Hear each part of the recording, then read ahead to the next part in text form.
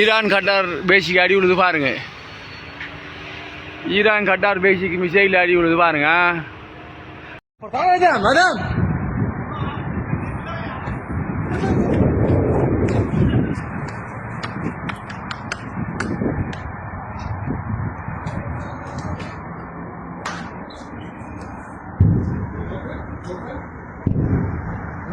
Missile போயிட்டு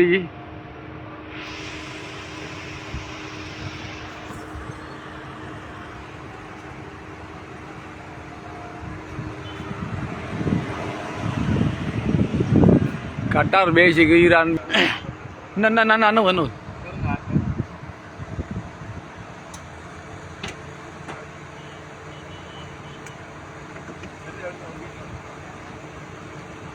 ना ना ना वनो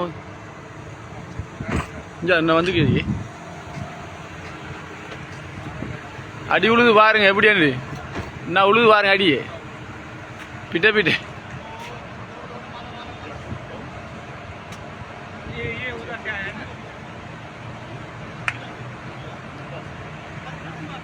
புட்டினுடனான சந்திப்பு மிக மிக சிறப்பாகவும் நன்மையாகவும் அமைந்தது அப்படின்ற. எனவே மீட்டின் சக்சஸ் அர்த்தம், டிஸ்கஷன் சக்சஸ் அர்த்தம். அதை சொல்லிவிட்டு என்ன சொல்றாருன்னு கேட்டா, மத்திய கிழக்கில் தற்போது நடந்து வரக்கூடிய விவகாரங்கள் தொடர்பாக புட்டின் எல்லா விவகாரங்களையும் கேட்டு அறிந்து கொண்டார், எங்களுடைய நிலைகளை கேட்டு அறிந்து கொண்டார். அடுத்தடுத்த கட்டங்களில் நம்ம இணைந்து செயல்பட வேண்டிய முக்கியத்துவத்தையும் விளாடிமிர் புட்டின் எங்களுக்கு தெரிவித்திருக்கிறார் என்று தெளிவாக அப்பாஸ் அராக்சி அவங்க சொல்லி இருக்கிறாங்க. இஸ்ரேலுக்கு தான் இவங்க தாக்குதல் நடத்துறாங்க. இஸ்ரேலில் இருக்கக்கூடிய ஈரானுக்கு அநியாயமாக அட்டாக் பண்ணிக்கிட்டு இருக்கிறான். இஸ்ரேலில் இருக்கக்கூடிய அநியாயமாக காசாவில் லட்சக்கணக்கான மக்கள் மேலே தாக்குதல் நடத்திக்கிட்டு இருக்கிறான். காசாவில் இவ்வளவு அநியாயம் பண்றதை தட்டி கேட்க துப்பில்லாத அம்மானுடைய ராணுவம், ஜோர்தானுடைய ராணுவம் இஸ்ரேல் மேலே அட்டாக் பண்ணக்கூடிய ஈரானுடைய ட்ரோன்களை தடுத்து நிறுத்துறாங்க. ஆனால் அதே இஸ்ரேல் ஜோர்தானுடைய வான்பரப்பை பயன்படுத்தி தான் ஈரான் மேலே தாக்குதல் நடத்துறாங்க. அப்பொழுது இஸ்ரேலுடைய எந்த ஒரு விமானத்தையும் இவர்கள் தடுக்கவில்லை, இஸ்ரேலுடைய எந்த ஒரு ட்ரோனையும் இவங்க தடுக்கல. ஈரானுடையதை மட்டும் தடுக்கிறாங்கன்னா இவங்க யாரு பக்கம் நிற்கிறாங்க? ஈரானுடைய அமெரிக்காவுக்கான பதிலடிகள் 1 அல்லது 2 நாட்களுக்குள் இடம்பெறலாம்.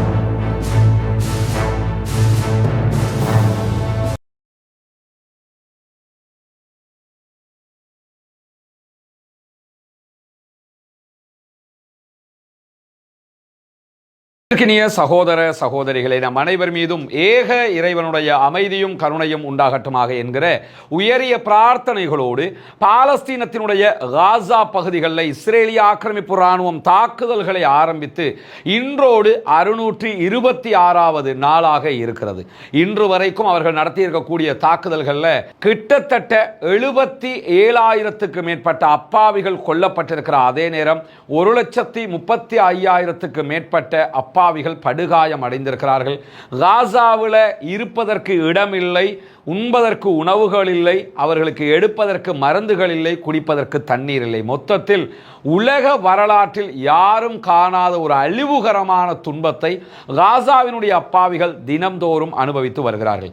அவர்களுக்கு உணவு கொடுப்பதற்கு எந்த விதமான வாய்ப்பும் இல்லாமல் இருக்கிறது. காரணம், கடல் வழியாக இஸ்ரேலுடைய கடற்படை நிறுத்தப்பட்டிருக்கிறது. கடல் வழியாக யாரும் உணவுகளை கொண்டு போக முடியாது. தரை வழியாக கரேம் அபு ஷலேம் வாயில் மூடப்பட்டிருக்கிறது, ரஃபா வாயில் மூடப்பட்டிருக்கிறது. இந்த 2 பார்டரும் மூடப்பட்டிருக்கிறது. அதன் வழியாகவும் உள்ளே எந்த உணவுகளையும் கொண்டு போக முடியாது. ரஃபா பார்டருங்கிறது ஈஜிப்டுக்கும் காசாவுக்கும் இடையிலே இருக்கக்கூடிய பார்டருங்கிறது நமக்கு தெரியும். அதன் வழியாகவும் எந்த உணவுகளையும் கொண்டு செல்வதற்கு யாரும் அனுமதிப்பதில்லை என்கிற நிலையில வான்வழியாக ஏர் ட்ரூப் செய்ய முடியும், அந்த மக்களுக்கு உணவுகள் மருந்துகளை போட முடியும் என்கிற ஒரு வாய்ப்பு இருந்தாலும் எந்த அரபு நாடுகளோ எந்த ஐரோப்பிய நாடுகளோ இதுவரைக்கும் ஒரு குறிப்பிட்ட காலத்திற்கு பிறகு எந்த விதமான உதவிகளையும் வான்வழியாக செய்யாமல் இருக்கிறார்கள். கிட்டத்தட்ட ஒரு 6 மாதங்களாக இதே நிலை தொடர்ந்து கொண்டிருக்கிறது. அவர்கள் எந்த விதமான உதவிகளையும் வான்வழியாக வழங்க முடியுமாக இருந்தும் வழங்காமல் இருக்கிறார்கள் என்பதுதான் இந்த இடத்திலே மிகப்பெரிய அவலமாக இருக்கிறது. இப்படியான சூழ்நிலையில் காசாவினுடைய அப்பாவிகளை நோக்கி, ஆல்ரெடி உண்ண உணவில்லாமல் கஷ்டத்திற்கு மேல் கஷ்டப்படக்கூடிய மக்களை நோக்கி தினம்தோறும் தாக்குதல்களை நடத்தி கொண்டிருக்கிறது இஸ்ரேலிய ஆக்கிரமிப்பு ராணுவம் என்கிற செய்திகளும் தினம்தோறும் வெளிவருவதை நம்ம பார்க்க முடிகிறது. குறிப்பாக இன்றைய நாள் அவர்கள் நடத்தியிருக்கக்கூடிய தாக்குதல்கள் கடந்த 24 மணி நேரங்களுக்குள்ளாக 39 அப்பாவிகள் கொல்லப்பட்டிருக்கிற அதே நேரம் 300க்கும் மேற்பட்டவர்கள் படுகாயம் அடைந்திருக்கிறார்கள் என்கிற செய்திகள் வெளியாகி இருக்கிறது. இந்த ஒரு 4-5 நாட்களாக நீங்க எடுத்துக்கிட்டீங்கன்னா அவர்களுடைய தாக்குதல்கள் அத்துமீறிய தாக்குதல்களாக, அகோரமான தாக்குதல்களாக மாறிக்கொண்டிருப்பதை நாம் பார்க்க முடிகிறது. எனவே பாலஸ்தீன அப்பாவிகள் மீதான தாக்குதல்களை இஸ்ரேலிய ஆக்கிரமிப்பு ராணுவம் தொடர்ந்து நடத்தி வருகிற அதே நேரம் இஸ்ரேலிய ஆக்கிரமிப்பு ராணுவத்திற்கு எதிராக பாலஸ்தீன ராணுவத்தைச் சேர்ந்தவர்கள் பதிலடி தாக்குதல்களை வழங்காமல் இல்லை. அவர்கள் இன்றைக்கும் பாலஸ்தீனத்திற்கு ஆதரவாக இஸ்ரேலுக்கு எதிராக நடத்தியிருக்கக்கூடிய தாக்குதல்களில் இஸ்ரேலிய ஆக்கிரமிப்பு ராணுவத்தைச் சேர்ந்த 3 பேர் கொல்லப்பட்டிருக்கிறார்கள் என்கிற செய்திகளோடு அவருடைய வெஹிக்கிள்ஸ் மேல் அவங்க இன்னைக்கும் தாக்குதல்களை நடத்தியிருக்கிறார்கள். 7க்கு மேற்பட்டவர்கள் படுகாயம் அடைந்திருக்கிறார்கள். நார்த் காசாவில் இந்த சம்பவங்கள் நடைபெற்றிருக்கிறது என்கிற செய்திகள் பதிவாகி இருக்கிறது. ஆல்ரெடி இஸ்ரேலை சேர்ந்த 50க்கு மேற்பட்டவர்கள் பாலஸ்தீன போராளிகளிடத்தில், பாலஸ்தீன ராணுவத்திடத்தில் பணைய கைதிகளாக இருக்கிற நேரத்தில் தான் இஸ்ரேல் இந்த தாக்குதல்களை நடத்தி கொண்டிருக்கிறது. இஸ்ரேலை பொறுத்தவரை இதுவரைக்கும் அவர்கள் காசாவுக்குள் நுழைந்து எந்த விதமான வெற்றிகளையும் அடையவில்லை. காசாவை அழித்ததைத்தான் அவர்கள் வெற்றி என்று சொல்லிக் கொண்டிருக்கிறார்கள். அவருடைய பணைய கைதிகளை அவர்கள் மீட்டு முடியவில்லை.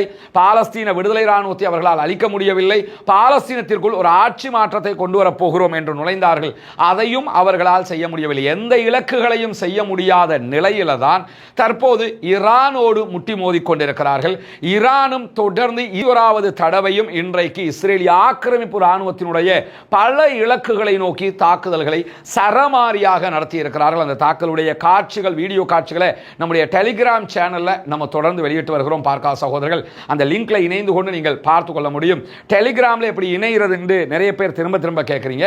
வாட்ஸ்ஆப்பை போலவே இருக்கக்கூடிய ஒரு அப்ளிகேஷன் தான் இந்த டெலிகிராம்ங்கிறது. அந்த ஆப்பை நீங்க டவுன்லோட் பண்ணி வாட்ஸ்ஆப் மாதிரி போட்டுக்கிட்டு வாட்ஸ்ஆப்ல எப்படி அக்கவுண்ட் திறந்தீங்களோ அதே மாதிரி அதுலயும் ஒரு அக்கவுண்ட்டை ஓபன் பண்ணிக்கின்றதுக்கு பிறகு நம்முடைய டெலிகிராமுடைய லிங்க் நம்முடைய ஃபேஸ்புக் பக்கத்தில் இருக்கிறது, ரஸ்மினம்எஸ் என்கிற பக்கத்தில் இருக்கிறது. அதை தாண்டி நம்முடைய ஒவ்வொரு வீடியோ, ஒவ்வொரு இந்த யூடியூப்ல நீங்க பார்க்குற வீடியோவுக்கு கீழேயும் டிஸ்கிரிப்ஷன்ல அந்த லிங்க் இருக்கும். அதே நேரத்தில் நம்முடைய யூடியூபுடைய ஐகான், என்னுடைய புகைப்படம் இருக்கிற இடத்துல நீங்க பார்த்தீங்கன்னா அந்த இடத்திலும் அதனுடைய லிங்க் இருக்கும், டெலிகிராம் சேனல் என்று சொல்லி. அதை நீங்க கிளிக் பண்ணிக்கிட்டீங்கனாலே ஆட்டோமேட்டிக்காக அதிலே நீங்கள் இணைந்து கொள்ள முடியும். அப்படி இணைகிற போது இந்த தகவல்களை நீங்கள் உடனுக்குடன் தெரிந்து கொள்ள முடியும் என்பதையும் நினைவூட்டுகிற அதே நேரம் இன்றைக்கும் இஸ்ரேல் மீது ஈரான் பதிலடி தாக்குதல்களை நடத்தி கொண்டிருக்கிற அதே நேரம் ஈரான் மீதும் இஸ்ரேல் இன்றைக்கும் தாக்குதல்களை நடத்தி இருக்கிறது என்கிற செய்திகள் வெளியாகி இருக்கிறது. நமக்கு தெரியும், இன்னைக்கு ஈவினிங் நேரத்தில் திடீரென மீண்டும் 21வது அலை தாக்குதல்களை ஈரான் இஸ்ரேல் மீது நடத்தியது. அதற்கு முன்பதாக அவங்க ட்ரோன் தாக்குதல்களை நடத்தினார்கள். அந்த ட்ரோன் தாக்குதலை பொறுத்தவரையில் அது ஒரு டம்மி ட்ரோன் என்கிற அறிவிப்பை தான் முதன்மையாக அவங்க செய்திருந்தார்கள். அது டம்மி ட்ரோனாக இருந்தாலும் கூட இஸ்ரேலுடைய அயன் டோம்கள் அதை அடிக்காம விடுறது கிடையாது. அதை எப்படியாவது முறையடிக்கிறதுக்கான முயற்சிகளை தான் பண்ணுவாங்க. காரணம் என்னன்னா, டம்மி ட்ரோன் என்கிற பெயர்ல ஒரிஜினல் ட்ரோன் வந்தால் அது மிகப்பெரிய இழப்பாக போயிரும்ங்கிறதுக்காக அதையும் அழிப்பதற்கு முயற்சி செய்வார்கள். இந்த நிலையில தொடர்ந்து நாங்கள் டம்மி ட்ரோனை தான் அனுப்புகிறோம், முதல்ல அனுப்பிட்டு தான் அடுத்து பாலிஸ்டிக் ஏவுகணைகளை அனுப்புகிறோம் என்கிற ஒரு யுத்த தந்திரத்தை கடைபிடித்து வந்த ஈரான் இன்றைக்கு தாறுமாறாக ஒரிஜினல் ட்ரோனையும் அனுப்பியிருக்கிறாங்க செய்திகள் வெளியாகி இருக்கிறது. குறிப்பாக இன்றைக்கு அவர்கள் அனுப்பியிருக்கக்கூடிய ஈரானுடைய ஷஹீத் 101 என்கிற வகையான ட்ரோன், ஆளில்லா விமானம், உச்சகட்ட பயங்கரமான ஆளில்லா விமானம் இது. இந்த விமானங்களில் ஒன்றை ஜோர்தானுடைய ராணுவம் அம்மானில் வைத்து சுட்டு வீழ்த்தி இருக்கிறது என்கிற செய்திகள் வெளியாகி இருக்கிறது. இஸ்ரேலுக்கு தான் இவங்க தாக்குதல் நடத்துறாங்க. இஸ்ரேலில் இருக்கக்கூடிய ஈரானுக்கு அநியாயமா அட்டாக் பண்ணிக்கிட்டு இருக்கிறான். இஸ்ரேலில் இருக்கக்கூடிய அநியாயம் காசாவில் லட்சக்கணக்கான மக்கள் மேல தாக்குதல் நடத்திக்கிட்டு இருக்கிறான்.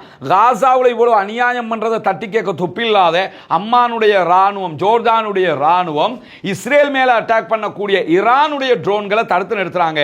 ஆனால் அதே இஸ்ரேல் ஜோர்தானுடைய வான்பரப்பை பயன்படுத்தி தான் ஈரான் மேல தாக்குதல் நடத்துறாங்க. அப்பொழுது இஸ்ரேலுடைய எந்த ஒரு விமானத்தையும் இவர்கள் தடுக்கவில்லை. இஸ்ரேலுடைய எந்த ஒரு ட்ரோனையும் இவங்க தடுக்கல.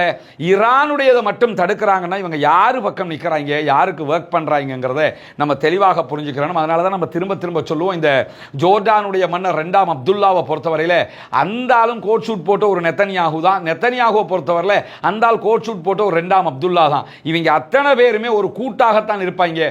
இவங்களை பொறுத்தவரை அதிகாரம், ஆட்சி, காசு, பணம் அதுதான் அவங்களுக்கு தேவையை தவிர அப்பாவிகளுடைய உயிர்கள் அவர்களுக்கு தலைமுடிக்கு நிகரானது என்பதை நம்ம புரிந்து கொள்ள வேண்டும். ஏன்னா எதேச்சதிகார போக்கில் தான் இந்த அநியாயங்கள் தொடர்ந்து நடந்து வரக்கூடிய நேரத்தில் இன்றைக்கு ராய்ட்டர் செய்தி நிறுவனம் ஈரானுடைய வெளிவிவகார அமைச்சர் ஃபாரின் மினிஸ்டர் அப்பாஸ் அராக்சியை மேற்கோள் காட்டி ஒரு முக்கியமான செய்தியை வெளியிட்டிருக்கிறார். அதாவது நமக்கு தெரியும், இன்றைய நாளில் அப்பாஸ் அராக்சி அவங்க விளாடிமிர் புட்டின் ரஷ்யாவினுடைய அதிபரோடு ஒரு நேரடி சந்திப்பை நடத்தி இருந்தார்.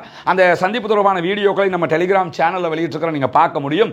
அந்த சந்திப்பு எப்படி இருந்தது என்பதை பற்றி அப்துல்லா அராக்சி விவரித்திருக்கிறார். அதில் மிக தெளிவாக ஒரு ஒற்றை வார்த்தையில் அவர் என்ன சொல்றாருன்னா, புட்டினுடனான சந்திப்பு மிக மிக சிறப்பாகவும் நன்மையாகவும் அமைந்தது அப்படின்ற. எனவே மீட்டின் சக்சஸ் என்று அர்த்தம், டிஸ்கஷன் சக்சஸ் என்று அர்த்தம். அதை சொல்லிவிட்டு என்ன சொல்றாருன்னு கேட்டா, மத்திய கிழக்கில் தற்போது நடந்து வரக்கூடிய விவகாரங்கள் தொடர்பாக புட்டின் எல்லா விவகாரங்களையும் கேட்டு அறிந்து கொண்டார், எங்களுடைய நிலைகளை கேட்டு அறிந்து கொண்டார். அடுத்தடுத்த கட்டங்களில் நம்ம இணைந்து செயல்பட வேண்டிய முக்கியத்துவத்தையும் விளாடிமிர் புட்டின் எங்களுக்கு தெரிவித்திருக்கிறார் என்று தெளிவாக அப்பாஸ் அராக்சி அவங்க சொல்லி இருக்கிறாங்க.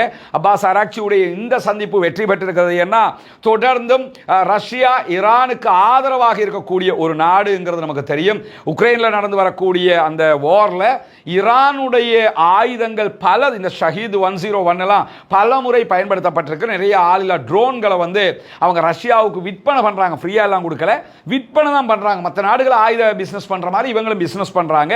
அந்த அடிப்படையிலும் அவங்களுக்குள்ள பெரிய ஒத்துழைப்பு ஒன்று இருக்கக்கூடிய நேரத்தில் தான் இன்றைக்கு ரஷ்ய அதிபருடனான இந்த சந்திப்பும் மேற்கொள்ளப்பட்டிருக்கக்கூடிய நிலையில இன்றைக்கு வெளியாகி இருக்கக்கூடிய மிக முக்கியமான ஒரு செய்தி என்னன்னு சொன்னா, ஈரானுடைய அமெரிக்காவுக்கான பதிலடிகள் 1 அல்லது 2 நாட்களுக்குள் இடம்பெறலாம் என்கிறது அமெரிக்காவினுடைய உளவு பிரிவு.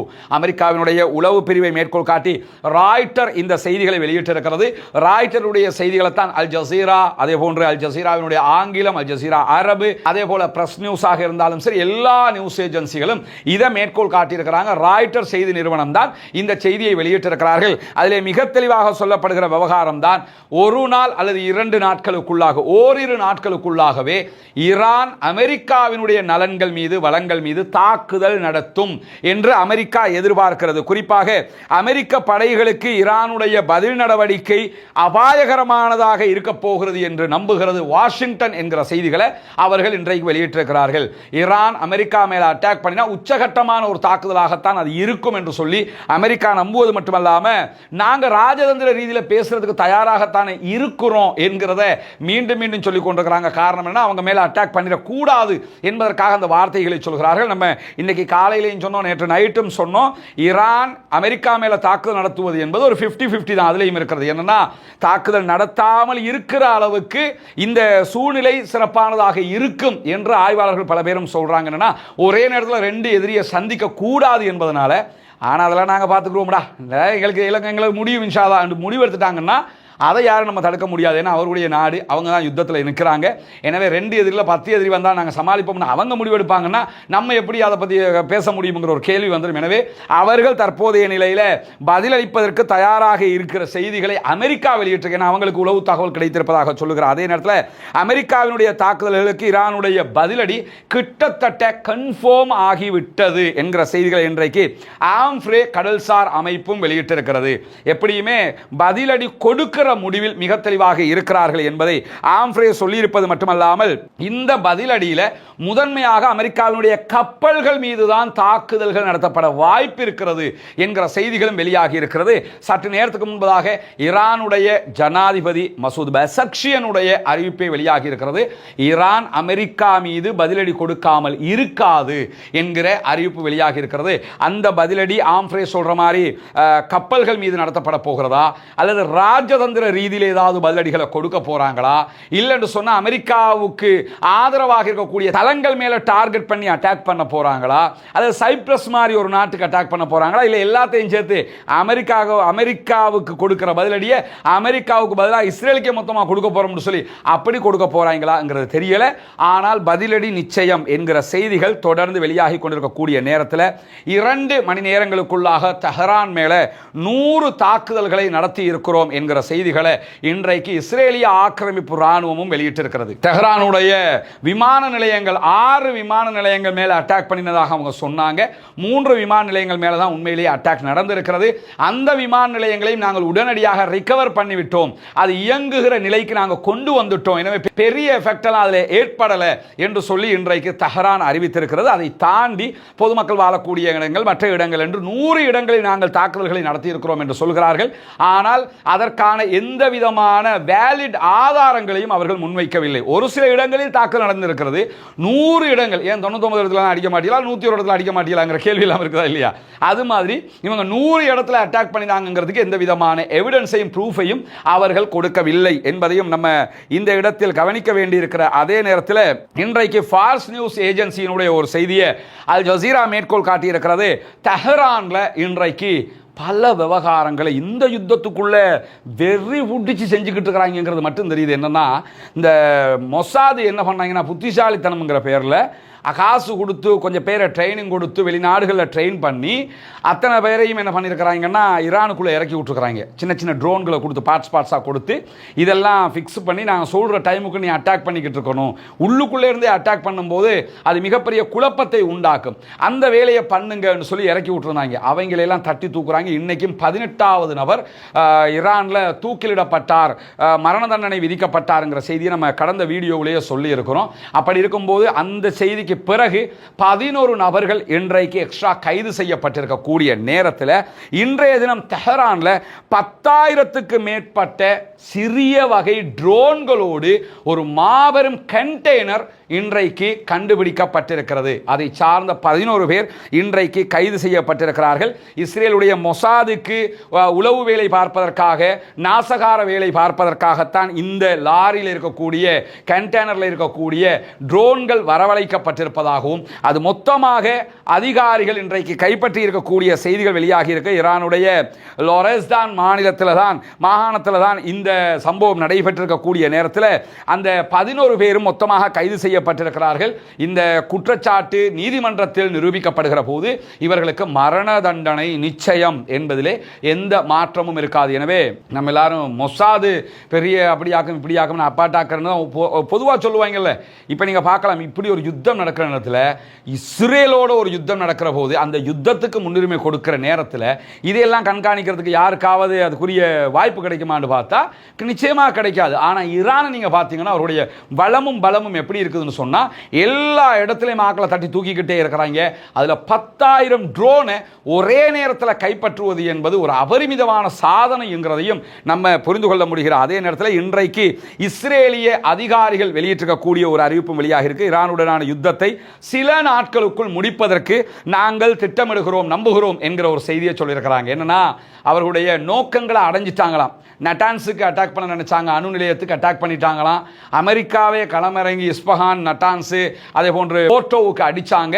எனவே நாங்கள் எங்களுடைய இலக்கை அடைஞ்சிட்டோம், அதனால யுத்தத்தை நிறுத்துறதுக்கு நாங்கள் முடிவெடுக்க இருக்கிறோம் என்கிற விதமாக இன்றைக்கு அவங்க என்ன பண்ணியிருக்கிறாங்கன்னு சொன்னா ஒரு அறிவிப்பை விடுத்திருக்கிறார்கள். ஆனால் அதுக்கு பிறகு ஈரான் ஒரு அறிவிப்பை விடுத்திருக்கிறான் பாருங்களேன். அந்த அறிவிப்பில் என்ன இருக்குதுன்னா, ஈரானுடைய அறிவிப்பில் CNN வெளியிட்டிருக்கக்கூடிய செய்தி, அதை அல் ஜசீராவும் மேற்கோள் காட்டியிருக்கிறது.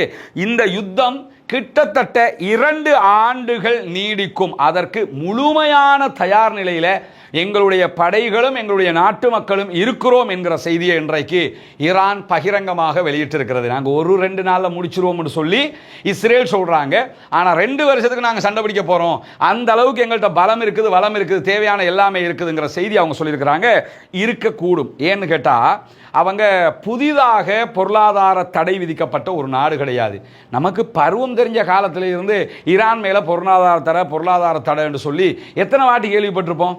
சின்ன காலத்தில் ஸ்கூல் பாட புத்தகத்திலே செய்தி வருகிற அளவுக்கு நிலைமை மாறிடுச்சா இல்லையா?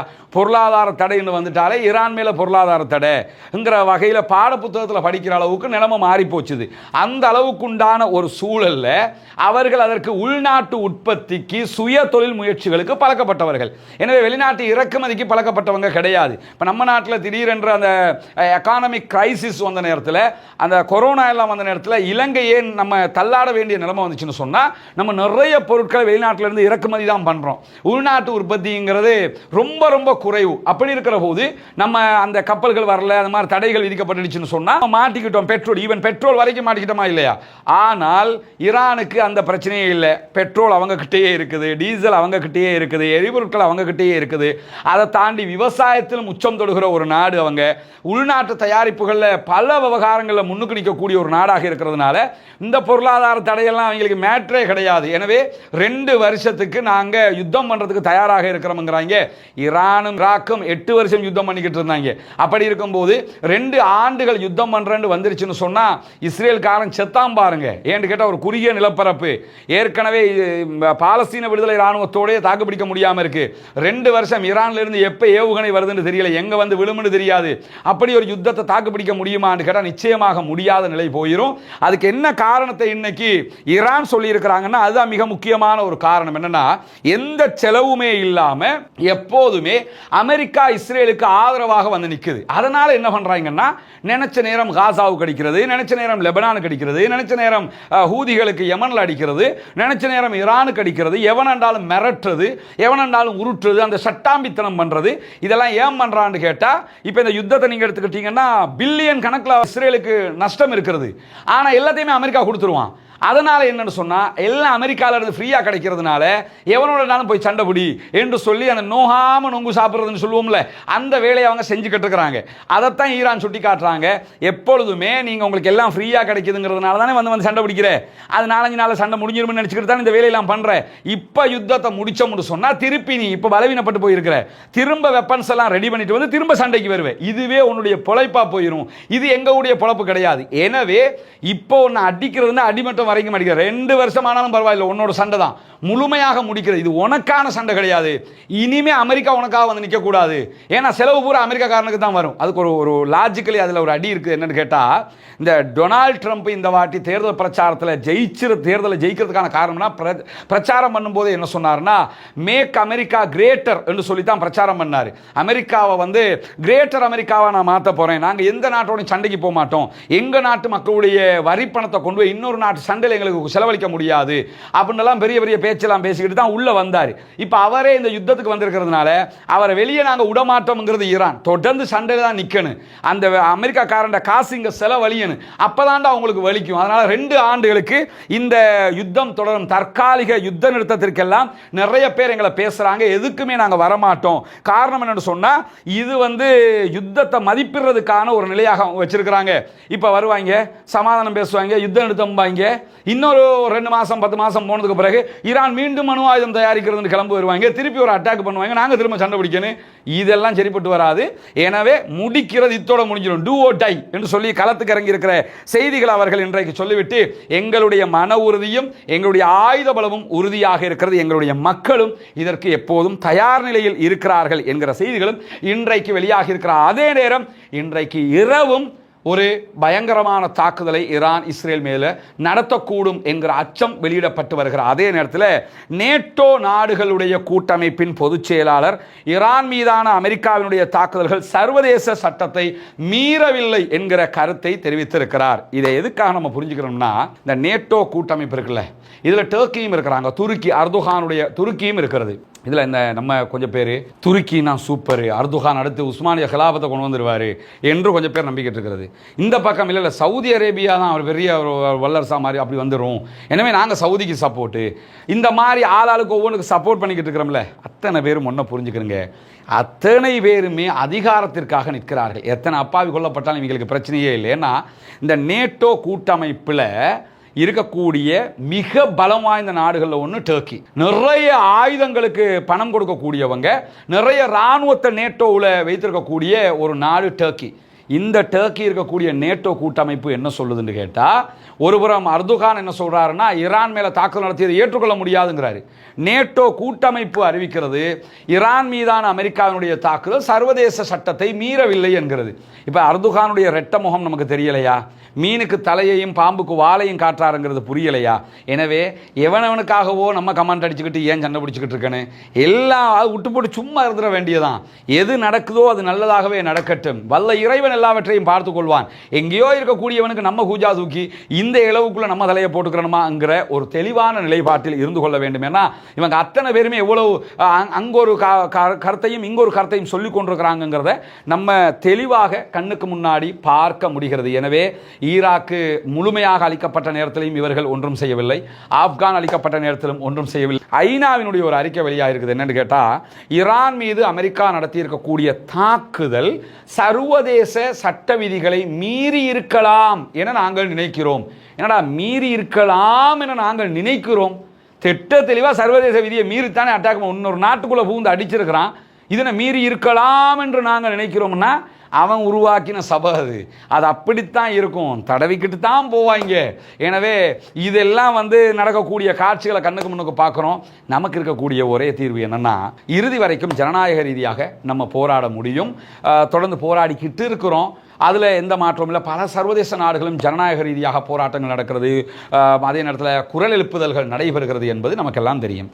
அதை மாதிரி நம்ம இறைவனிடத்தில் தாராளமாக பிரார்த்தனை செய்ய முடியும். தொழுகையில், சுஜூதில், அத்தஹியாத்தில் இறைவனிடத்தில் அழுது புலம்புங்க, கெஞ்சி கேளுங்க. பாலஸ்தீன மக்களுக்காக கேளுங்க. யுத்தங்கள் நிறுத்தப்படணும் என்று அல்லாஹ்விடத்தில் கையேந்துங்க. சண்டைகள் ஓயணும், அமைதி திரும்பணும் என்று அல்லாஹ்விடத்தில் கேளுங்க. இந்த யுத்தத்தில் ஆக்கிரமிப்பு இஸ்ரேலுடைய அடாவடி தளங்கள் ஓய்க்கப்பட வேண்டும் என்று அல்லாஹ்விடத்தில் கேளுங்க. குனூத்து நாசிலாவை ஒவ்வொரு நாளும் ஒவ்வொரு தொழுகைகளிலும் ஓதுங்க. நம்ம அத்தனை பேரும் செய்து வர வேண்டிய இபாதத்துக்கள் இது. இவைகளை நாம் செய்ய வேண்டும். இதுதான் நமக்கு மன ஆறுதலையும் மன அமைதியையும் தரக்கூடியது, தர வல்லது என்பதையும் புரிந்து கொள்ள வேண்டும். இறைவனுடைய எண்ணங்கள், இறைவனை பற்றிய நினைவுகள் மாத்திரம்தான் நமக்கு மன நிம்மதியை தரும். எனவே வல்ல ரஹ்மானிடத்தில் கையேந்துங்க. வேற ஒன்றும் நம்மளால் பண்ண முடியாது, பண்ணவும் கூடாது. மார்க் அடிப்படையில் நம்ம அவங்களுக்காக அல்லாஹ்விடத்தில் பிரார்த்தனை செய்யலாம், குனூத்து நாசிலா ஓதலாம். அதை தாண்டி ஜனநாயக ரீதியாக குரல் எழுப்பலாம். இப்படியான காரியங்களில் தான் நாம் ஈடுபட வேண்டும், ஈடுபட முடியும். மார்க்கம் அந்த வழிகளைத்தான் நமக்கு காட்டுகிறது.